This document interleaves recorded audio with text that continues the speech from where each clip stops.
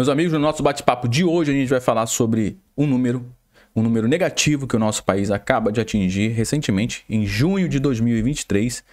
A gente bateu recorde no número de empresas inadimplentes no nosso país, recorde histórico. Nunca a gente teve um número como esse, desde quando as empresas começaram a ser acompanhadas pelo Serasa Experian. E também dentro desse relatório mostrou que nesses primeiros 6 meses de 2023, em comparação com os 6 meses de 2022, a gente teve uma alta de 52% no número de empresas que pediram recuperação judicial no nosso país. Ou seja, as empresas não estão conseguindo honrar com seus compromissos financeiros e, para piorar ainda mais, aumentou em 36% o número de empresas que pediram para fechar as portas, ou seja, pediram falência. Bom, a gente vai entender o que está por trás desses números, o que isso representa e como que isso impacta diretamente no nosso dia a dia, na nossa economia, na nossa mesa. Porque, cara, se as empresas estão fechando as portas, você sabe que isso vai acabar acontecendo um efeito cascata, né? Porque se as empresas começarem a cair, muitas pessoas começam a ter problemas, famílias passando por sérios problemas, né? Então vamos entender o que está acontecendo por trás desses números agora nesse conteúdo. Mas antes de entrar a fundo aqui no conteúdo, eu vou pedir para você o seu like. Você que já conhece o nosso trabalho sabe que a gente vai entregar um conteúdo show de bola aqui, então já deixa o seu like logo aqui no início. Caso você esteja aqui pela primeira vez, caiu de paraquedas no nosso conteúdo, ainda não conhece o nosso trabalho, então calma, sem problema nenhum, acompanha o conteúdo até o final. Se em algum momento do conteúdo você perceber que esse conteúdo aqui gerou algum valor para você, aí sim faz sentido você deixar o seu like e se inscrever aqui no nosso canal, tá bom? Segue a sua consciência. Vamos lá, pessoal. É isso que está acontecendo. Você já entendeu que a gente está com números extremamente alarmantes, problemas nas nossas empresas aqui no nosso país. Olha o que diz o Serasa Experian. Junho registra recorde histórico de empresas inadimplentes no Brasil. Só para você ter uma ideia, mais de 6 milhões e 500 mil empresas estão passando aqui por problemas, né? Estão com contas em atraso e com um valor somado aqui em todas essas empresas de 118 bilhões de reais. E o que se deve esse número tão ruim, esse problema tão sério com as empresas aqui no nosso país? Bom, se deve ao quadro econômico do nosso país, que continua impondo desafios aos empreendedores. Então tem muita gente que está achando que as coisas estão indo muito bem, o país está bombando, tudo está acontecendo, mas na realidade o fato mesmo é que isso não está acontecendo.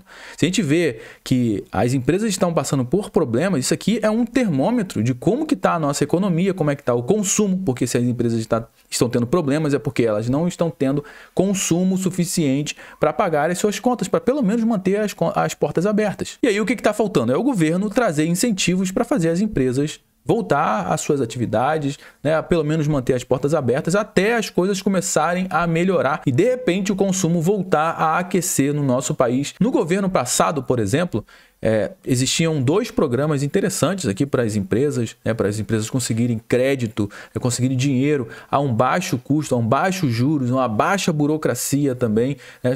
Eram 2 programas, era o FGI e o Pronamp, onde as empresas conseguiam pegar um bom crédito, né, para quê? Para manter as portas abertas, pagar as contas, contratar funcionários, investir para fazer com que a empresa fature mais. Só que a partir agora de 2023, tudo isso está começando a ser fechado, a ser secado, essa fonte está secando. E o que acontece? As empresas elas não têm esse recurso, não estão conseguindo pegar esse recurso e dessa forma começa a ter vários problemas, começa a mandar a gente embora, né? Começa a deixar de pagar as suas contas, algumas contas vão começar a ficar de lado, né? E pagar coisas prioritárias. É isso que tem acontecido. A gente vê o comércio em maio de 2023 e junho de 2023 bateu aqui 37%, mas quem é que está levando tudo isso nas costas? Esse aumento todo nas costas, a maioria está sendo aqui do setor de serviços. E o setor de serviços é aquele setor como, por exemplo, um restaurante, uma clínica odontológica, clínica de estética, um salão cabeleireiro, esse pessoal que presta serviço. Ou seja, em 2022, o setor de serviço tinha uma inadimplência de 52%,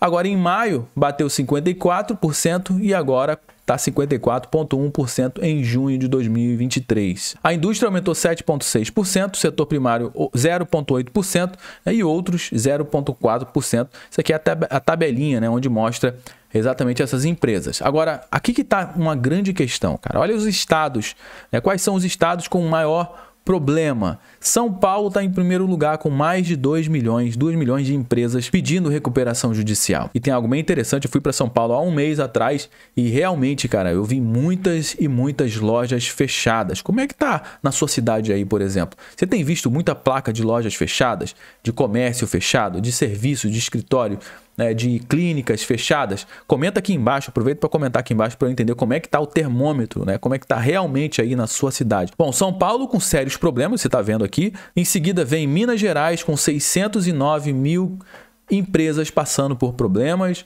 Rio de Janeiro e depois Paraná, Rio Grande do Sul, Bahia, Santa Catarina. Ou seja, as empresas do Sul e Sudeste que estão aqui passando por sérios problemas. Bom, você deve estar pensando, caramba, Josué, quais são as empresas que estão encabeçando isso? Estão sofrendo mais com esses problemas de recuperação judicial? Você deve estar pensando, bom, deve ser Americanas, Magazine Luiza, essas empresas que estão fazendo lobby lá no governo, estão fazendo pressão, colocando pressão no governo. Será que são elas que estão passando por maiores problemas? Na realidade, não. São os pequenos que estão passando por maiores problemas. Olha só esse número aqui. Nesse mesmo estudo aqui do Serasa Experian, eles mostram aqui que micro e pequenas empresas foram as mais negativadas. E você pode pensar, mas, bom, as micro e pequenas empresas, o que isso representa? Olha, das empresas brasileiras, de todas as empresas aqui no nosso país, 99% são pequenos, são médios, são microempresas. E isso representa o que, Josué? Representa isso aqui, ó. Mais de 55% dos empregos de carteira assinada no nosso país vem dessas pequenas e médias empresas. Além do mais, o PIB do Brasil, por exemplo, as pequenas e médias empresas, representa 30% do PIB do nosso país. Então, meus amigos, quem mais sofre no nosso país, nesse exato momento, as empresas que mais sofrem são as pequenas empresas. Porque a média e a grande empresa, ela consegue o crédito, ela consegue dinheiro de uma forma mais fácil, ela consegue negociar melhor com os bancos, ela consegue imprimir debêntures, enfim, abrir capital para trazer mais dinheiro para o caixa, para fazer a operação continuar funcionando. É isso que acontece. Só que, do outro lado, o pequeno e o médio acaba tendo esse problema porque não tem ninguém do lado dele. Então, por um lado, as empresas estão endividadas, por outro lado, a receita ela não aumenta e o que acontece é as empresas não estão conseguindo crédito, não estão conseguindo pegar dinheiro porque o crédito ele está alto. Mas por que o crédito ele está alto? Ele está alto porque a taxa de juros está alta. E se você for analisar o porquê que a taxa de juros está alta, é porque a taxa de juros alta ela segura a inflação. E por que tem que segurar a inflação? Porque a inflação no nosso país ela está passando por um problema sério, né? Porque ao longo da pandemia, por exemplo, o nosso governo teve que imprimir dinheiro, teve que colocar mais dinheiro na rua. E o que aconteceu? A gente teve aqui uma também alta na inflação. E para segurar agora essa inflação, um dos remédios é você manter a taxa de juros alta.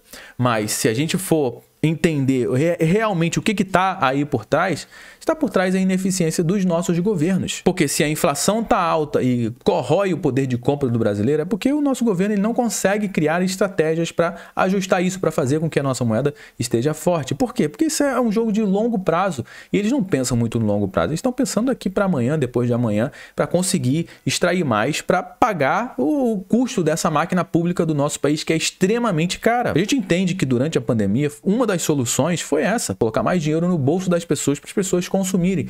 Economias do mundo inteiro fizeram isso. Mas e agora que a gente já não tem mais a pandemia? Qual é a desculpa? Bom, a gente já trouxe algumas informações aqui nesse bate-papo. Vamos continuar o nosso bate-papo no campo dos comentários. Eu quero saber a sua opinião. O que você acha disso tudo? Comente aqui. Se você assistiu esse conteúdo até aqui o final e esse conteúdo agregou algum tipo de valor para você, deixa o like aqui no conteúdo também para ajudar o nosso trabalho e se inscreva no nosso canal. Eu me chamo Josué Aragão e nos vemos no nosso próximo bate-papo.